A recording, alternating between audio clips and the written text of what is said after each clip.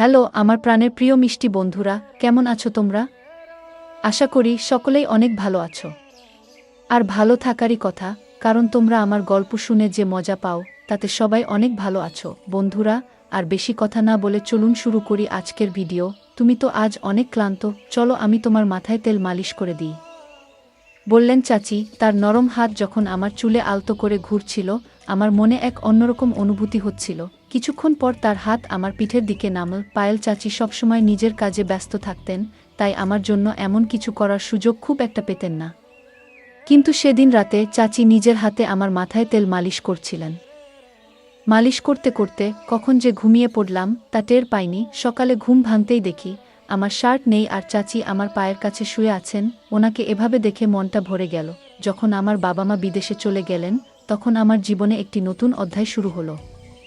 মা বাবা আমার যত্নের জন্য আমার চাচিকে আমাদের বাড়িতে থাকতে বললেন। পায়েল চাচি বয়স প্রায় 40-এর কাছাকাছি হলেও তার ব্যক্তিত্ব ও রুচিশীলতা ছিল মনোমুগ্ধকর। তার চালচলন, হাসি এবং কথার ধরন সবকিছুই একেবারে আকর্ষণীয় ছিল। আমি তার দিকে মুগ্ধ হয়ে তাকিয়ে থাকতাম। সত্যি বলতে চাচি ছিলেন সত্যিই আকর্ষণীয়। তার মুখে সবসময় এক ধরনের অদ্ভুত হাসি লেগে থাকত। আর চাচি যে আমার যত্ন নিতেন তা এক কথায় ছিল ভীষণ আলাদা। আমার প্রতি তার এমন একটি ভাবনা ছিল যেন আমি এখনও সেই ছোট্ট শিশু, যে প্রতিটি প্রয়োজনের জন্য অন্যের উপর নির্ভরশীল। তিনি আমার খাবার দাবার থেকে শুরু করে পোশাক পরিচ্ছদ সবকিছুতেই নজর রাখতেন, যেন আমার প্রতিটি ছোট বড় দায়িত্ব তারই উপর। অনেক সময় তার এই অতিরিক্ত যত্ন আমার মনে প্রশ্ন জাগাত, কিন্তু সত্যি বলতে এর মধ্যে এক ধরনের স্বস্তি খুঁজে পেতাম। সকালে তিনি যখন আমাকে গোসল করার কথা বলতেন, তার কণ্ঠে এক আলাদা ভাব থাকত। বারবার তিনি নিজেই আমাকে গোসল করাতে চাইতেন, যেন বুঝতেই চাইতেন না যে আমি এখন বড় হয়ে গেছি।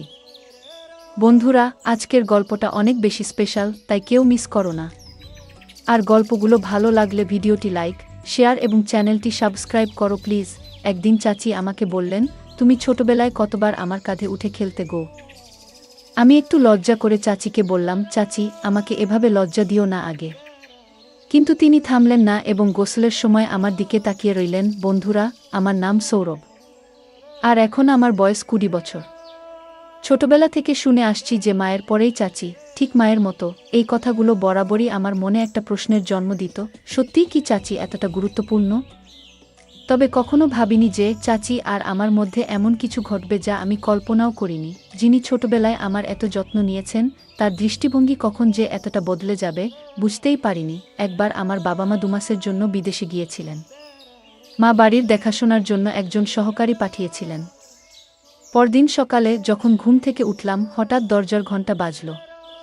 যেহেতু মা বাবা বিদেশে ছিলেন, তাই ভাবলাম হয়তো কেউ এসেছেন। দরজা খুলতেই সামনে দাঁড়িয়ে ছিলেন এক লম্বা, সুন্দরী এবং আত্মবিশ্বাসী মহিলা। তার চোখে ছিল এক ধরনের ঝলক, আর মুখে ছিল মৃদু হাসি। তিনি হাসতে হাসতে বললেন, এই বাড়িতে একজন কাজের মহিলার দরকার ছিল, তাই না? আমি তাকে মনোযোগ দিয়ে দেখলাম এবং বললাম, হ্যাঁ, সম্ভবত আমার মা আপনাকে ডেকেছেন গো। তারপর তাকে বাড়ির ভেতরে নিয়ে এলাম। যখন তিনি ঘরে ঢুকলেন, আমি তাকে রান্নাঘর দেখালাম। তবে তিনি এমনই অভিজ্ঞ ছিলেন যে রান্নাঘরে কি কোথায় আছে তা সঙ্গে সঙ্গে বুঝে গেলেন, যেন আগে থেকেই এখানকার সবকিছু তার জানা। আমি ভাবলাম এটা খুবই ভালো হলো, মা নিশ্চিন্তে থাকতে পারবেন। তখনই মাকে ফোন করে জানালাম যে কাজে মহিলা এসে গেছেন। মা এটা শুনে অনেকটাই নিশ্চিন্ত হলেন। আমিও বুঝলাম এখন আর একা থাকার অনুভূতিটা থাকবে না। সারাদিনের কাজের পর সন্ধ্যায় কাজের মহিলাকে ছুটি দেওয়ার সময় এল। হঠাৎ করেই তিনি আমাকে বললেন, সৌরভ, সকাল থেকে তোমার সাথে আছি কিন্তু তুমি এখনও আমাকে চিনতে পারোনি গো। তার কথা শুনে আমি অবাক হয়ে গেলাম। বললাম, আমি জানি আপনি বাড়ির কাজের সহায়তা করতে এসেছেন, তবে আর কি পরিচয় আছে আপনার? তিনি হাসতে হাসতে বললেন, আমি এ বাড়িতে কাজের মহিলা হিসেবে এসেছি বটে, কিন্তু আগে আমাকে তুমি পায়েল চাচি বলে ডাকতে। আমার নাম পায়েল। তোমার ছোটবেলা থেকেই আমি তোমার দেখাশোনা করেছি গো। আমি বিস্মিত হয়ে বললাম, আমার জানা ছিল না যে পায়েল চাচি আমার জন্য এসেছেন গো। পায়েল চাচি এই কথা বলতেই তিনি আমার হাত নিজের হাতে নিলেন, আর তার স্পর্শে মায়ের মতোই এক ধরনের স্নেহ অনুভব করলাম। আমার মনে অদ্ভুত এক আনন্দের ঢেউ বয়ে গেল। আমি তাকে বললাম, এত বছর পর আপনাকে দেখে সত্যিই আমি খুব খুশি হয়েছি। ও সন্ধ্যা প্রায় 6টা বাজে, তাই তাকে বললাম, আজকের কাজ শেষ, এখন আপনি বিশ্রাম নিতে পারেন, কাল সময় মতো চলে আসবেন। তখন তিনি বললেন, সৌরভ, আমার নিজের থাকার জন্য কোনো বাড়ি নেই। তুমি যদি আমার বেতনের কিছুটা কমাও তাও সমস্যা নেই।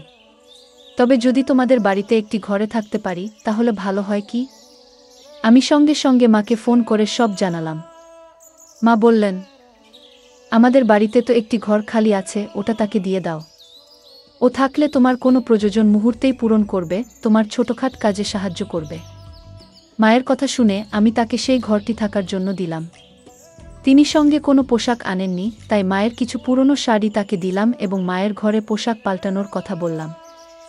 আমি বাইরে চলে এলাম। প্রায় 10 মিনিট পরে আমি মায়ের ঘরে গেলাম, কারণ আমার ফোনের চার্জার দরকার ছিল। তবে ভুলে গিয়েছিলাম যে চাচি তখন ঘরেই ছিলেন। আমি দেখলাম চাচি পোশাক পরিবর্তন করছেন।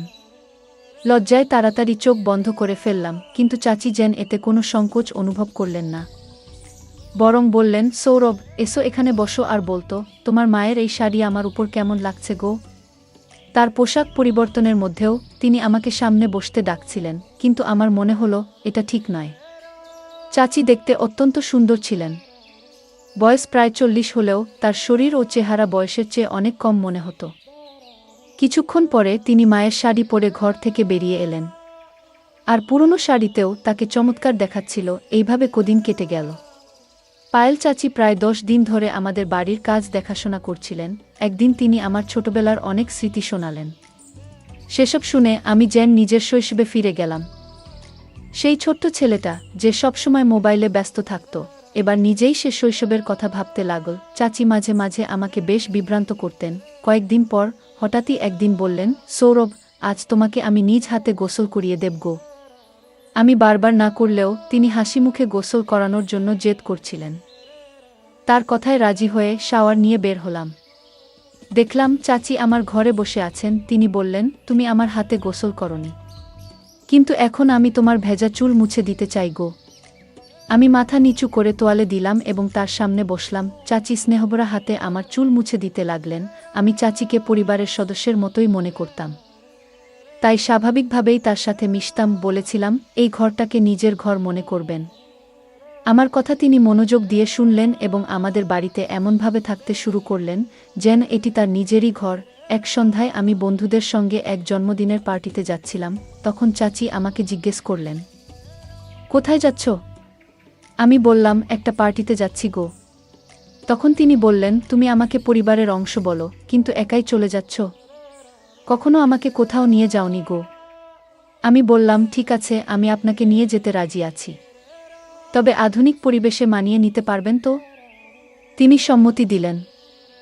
আমি বললাম, মায়ের ঘর থেকে ভালো একটা শাড়ি পরে প্রস্তুত হয়ে আসুন গো।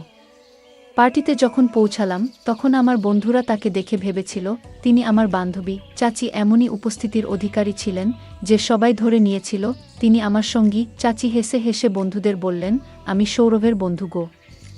পরে আমি চাচিকে জিজ্ঞাসা করলাম, এভাবে পরিচয় দিলেন কেন? তিনি মুচকি হেসে বললেন, তোমার বন্ধুরা যা ভেবেছে তা দেখে তোমার মুখ দেখার মতোই ছিল। আমি হেসে বললাম, মাফ চাওয়ার কিছু নেই, ঠিকই করেছেন গো। সেদিন রাতেই চাচি আমার ঘরে এসে বললেন, তুমি অনেক ক্লান্ত হয়ে পড়েছ, আজ তোমার মাথায় তেলের মালিশ করে দিই গো। তার স্নেহমাখা হাত যখন আমার চুলে ঘুরতে লাগল, আমার গায়ে কাটা দিয়ে উঠল। তারপরে আস্তে আস্তে তার হাত আমার পিঠে চলে গেল। মা সবসময় ব্যস্ত থাকতেন, তাই এভাবে তেল মালিশ করে দেওয়ার সময় তার পক্ষে পাওয়া সম্ভব ছিল না। মনে পড়ে না কবে মা শেষবার আমার মাথায় তেল মেখে দিয়েছিলেন। পায়েল চাচিও সাধারণত এতটা সময় দিতে পারতেন না, কিন্তু সেদিন রাতে তিনি নিজের হাতে আমার মাথায় তেল মালিশ করছিলেন। মালিশের আরাম পেয়ে কখন যে গভীর ঘুমে তলিয়ে গিয়েছিলাম বুঝতেই পারিনি। পরদিন সকালে ঘুম থেকে উঠে দেখি পায়েল চাচি আমার পায়ের কাছে শুয়ে আছেন। তাকে জাগিয়ে হেসে বললাম, তুমি আমার পায়ের কাছে কি করছো? চাচি মুচকি হেসে বললেন, গত রাতে তোমাকে মালিশ করতে করতে আমারও ঘুম চলে এসেছিল গো। সকালে চাচি হঠাৎ আমাকে একটা প্রশ্ন করলেন যা আমাকে ভাবিয়ে তুল। তিনি বললেন, গত রাতে যখন তোমার কাঁধে হাত রেখেছিলাম তুমি এত তাড়াতাড়ি ঘুমিয়ে পড়লে। তোমার মা কি কখনো তোমার মাথায় মালিশ করতেন না? আমি সরাসরি কিছু বলিনি, কারণ জানতাম মা সবসময় তার কাজ নিয়ে ব্যস্ত থাকেন। তাই পরিবর্তে বললাম, না না, আমার মা সবসময় আমার যত্ন নেন, এমন কিছু নয়। পায়েল হেসে মাথা নাড়লেন এবং বাইরে চলে গেলেন। এরপর আমরা দুজন একসঙ্গে নাস্তার টেবিলে বসলাম। ঠিক তখনই কলিং বেল বেজে উঠল। দেখি মা এবং বাবা দুজনেই বাড়ি ফিরে এসেছেন। তাদের দেখে আমি খুব খুশি হলাম। বাড়িতে ঢুকতেই দেখলাম বাবার দৃষ্টি পায়েল চাচির উপর আটকে আছে, যেন তিনি তাকে নতুনভাবে দেখছেন। পায়েল সেদিন এত সুন্দর লাগছিলেন যে বাবার দৃষ্টি তার উপর থেকে সরছেই না। বাবার মনোযোগ অন্যদিকে ফেরাতে আমি কাছে গিয়ে তাকে আলিঙ্গন করলাম। মা পায়েলকে ভালোভাবেই চিনতেন, তাই মা পায়েলকে আলিঙ্গন করলেন। সেদিন রাতে খাবারের সময় দেখলাম বাবা আবারও পায়েলের দিকে অন্যরকমভাবে তাকিয়ে আছেন। কেন তিনি তাকে এত মনোযোগ দিয়ে দেখছেন তা বুঝতে পারছিলাম না।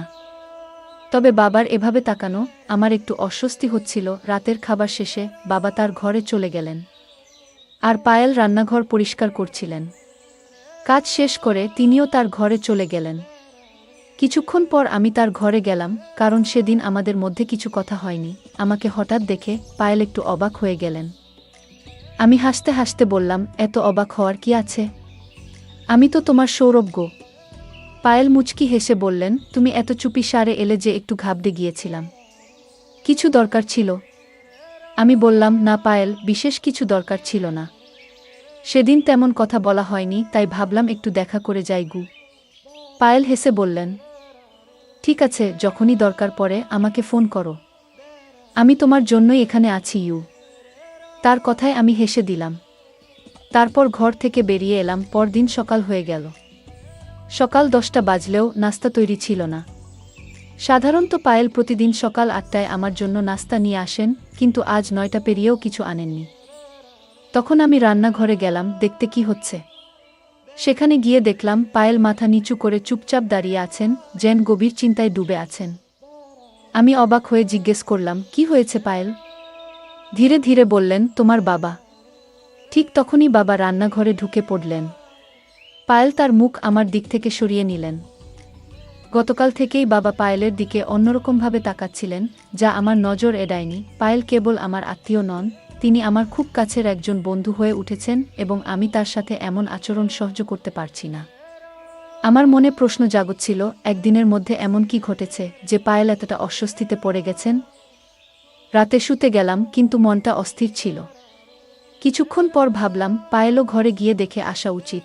তার ঘরের দরজার কাছে পৌঁছেই দেখি বাবা ইতিমধ্যেই সেখানে আছেন এবং পায়েলের হাতে কিছু টাকা দিচ্ছেন। কেন হঠাৎ করে এত টাকা দিচ্ছেন সেটা বুঝতে পারলাম না। সামনের দৃশ্য দেখে আমার মনের মাঝে অস্বস্তি বাড়তে লাগল। পায়েল বাবাকে বলছিলেন, যতক্ষণ না আমি সৌরভের সাথে কথা বলবো আমি এই বাড়ি ছাড়ব না আগে। আমার মনে হলো হয়তো সে আমাকে ভালোবেসে ফেলেছে। দেরি না করে আমি সরাসরি তার ঘরে ঢুকে পড়লাম। বাবাকে জিজ্ঞাসা করলাম, আপনি এখানে পায়েলের সাথে কি করছেন? আমার প্রশ্ন শুনে মাও ঘরে এসে ঢুকলেন। আমাকে দেখে মা বাবার মুখের ভাব কেমন যেন বদলে গেল। মা বাবা আমাকে বলতে লাগলেন, তুমি নিজের ঘরে ফিরে যাও। আমি প্রতিবাদ করে বললাম, আমি আর শিশু নই। আমি জানতে চাই এখানে আসলে কি ঘটছে এবং আপনি পায়েলের সাথে কি করছেন গো।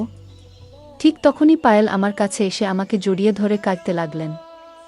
তিনি বললেন, সৌরভ, এই বাড়িতে তুমি একমাত্র ব্যক্তি যে আমাকে বোঝো। এখানে আসার পর থেকে তোমাকে অনেক কিছু বলতে চেয়েছি, কিন্তু কিছু কারণে চুপ ছিলাম। পায়েলের কথায় আমি অবাক হলাম এবং তাকে সান্ত্বনা দিয়ে বললাম, যদি কোনো নিরীহ মানুষের সাথে অন্যায় হয়ে থাকে আমি তা সহ্য করব না আগে। তখন মা পায়েলকে বললেন, তুমি চুপ থাকাই ভালো আর এখান থেকে চলে যাও। কিন্তু পায়েল উত্তেজিত হয়ে মায়ের দিকে তাকিয়ে বললেন, আজ আর চুপ থাকব না। আমি সৌরভকে সব সত্য বলবো। পায়েল আমার দিকে ফিরে বললেন, সৌরভ, তুমি তোমার এই মা বাবার সন্তান নও। তোমার আসল মা তানিয়া, তিনি আমার বড় বোন। কয়েক বছর আগে তিনি এই বাড়িতে কাজ করতেন এবং দুজন যমজ সন্তানের জন্ম দিয়েছিলেন। তোমার বাবা তাদের একজনকে তোমার দত্তক হিসেবে নিয়েছেন, আর আমি এখন তোমার ভাইয়ের যত্ন করি। তোমাকে ভালোভাবে দেখাশোনা করার জন্য আমি এখানে আছি। এই কথা শুনে আমার মনে নতুন প্রশ্ন তৈরি হলো। আমি পায়েলকে দূরে সরিয়ে দিয়ে বললাম, আমি আপনার কথায় বিশ্বাস করি। আপনি আমার মায়ের মতোই। তবে আমি নিজের জীবন নষ্ট করতে চাই না। আপনি যা বলছেন যে তারা আমার আসল বাবা মা নন, আমি তা মেনে নিতে পারছি না। তাদের প্রতি আপনার অভিযোগ শুনে ভালো লাগছে না, কারণ তারা আমাকে নিজের সন্তানের মতোই ভালোবাসা এবং যত্নে বড় করেছেন। সব জানলেও আমার এতে কোনো আপত্তি নেই, কারণ তারা আমাকে এমন এক জীবন দিয়েছেন যা আমি কখনো কল্পনাও করিনি। এরপর মা বাবা সিদ্ধান্ত নিলেন যে পায়েলকে পুলিশের হাতে তুলে দেবেন। তবে আমার যমজ ভাইদের জন্য তাকে ক্ষমা করলেন, কারণ সে পায়েলের কাছে রয়েছে। কয়েক বছর আগে পায়েল আমার মা বাবার কাছ থেকে কিছু টাকা নিয়েছিলেন। আমার জন্মের পর আমার আসল মায়ের মৃত্যু হয়েছিল, আর পায়েল তখন আমার বট ভাইয়ের দেখাশোনা করতেন। কিন্তু দুর্ভাগ্যবশত তিনি ভাইকে সঠিকভাবে বট করেননি। ভাই খারাপ পথে চলে গিয়েছিল এবং তার জীবন বিপদে পড়েছিল। সে চুরি করত, নানা ধরনের মজা করত, আর এখন আবার আমার মা বাবার কাছ থেকে টাকা আদায়ের চেষ্টা করছিল। কিছু গয়না সে চুরি করেছে, কিন্তু তাতেও সে সন্তুষ্ট ছিল না। পায়েল আমার মা বাবার কাছে 20 লাখ টাকার দাবি করেছিল, কিন্তু এবার মা বাবা তাকে স্পষ্টভাবে না করে দেন। তখন সে তাদের হুমকি দিতে শুরু করে। মা বাবা তাকে কিছু টাকা দিয়ে বাড়ি থেকে চলে যেতে বললেন। পায়েল আমাকে নিজের প্রতি বিশ্বাসী করাতে চেয়েছিলেন, আমাকে মায়ে ফাঁসাতে চেয়েছিলেন, কিন্তু তার আসল চেহারা প্রকাশ পাওয়ায় আমার মনের সমস্ত ভালোবাসা ফিকে হয়ে গেল। কয়েক বছর আগে মা বাবা আমাকে দত্তক নেওয়ার জন্য পায়েলকে কিছু টাকা দিয়েছিলেন, কিন্তু সে সেই টাকা সঠিকভাবে ব্যবহার করতে পারেনি। যদি সময়মতো সে সেই টাকার মূল্য দিত এবং তার যথাযথ যত্ন নিত, তাহলে হয়তো আজ আমার বড় ভাই সঠিক পথে থাকত। কিন্তু পায়েল তাকে সঠিক শিক্ষা বা দিশা কিছুই দিতে পারেনি। এ কারণে মা বাবা তাকে আমাদের জীবন থেকে দূরে সরিয়ে দেন এবং আমার বট ভাইকেও দত্তক নেন, নিজের সন্তানের মতো করে বট করেন। আমি আমার মা বাবার প্রতি অত্যন্ত কৃতজ্ঞ, যারা আমাকে ও আমার ভাইকে এত সুন্দর জীবন দিয়েছেন। যদি সময়মতো পায়েলের আসল চেহারা না জানতাম, তাহলে হয়তো তার মায়ের জালে পড়ে আমার জীবন নষ্ট হয়ে যেত।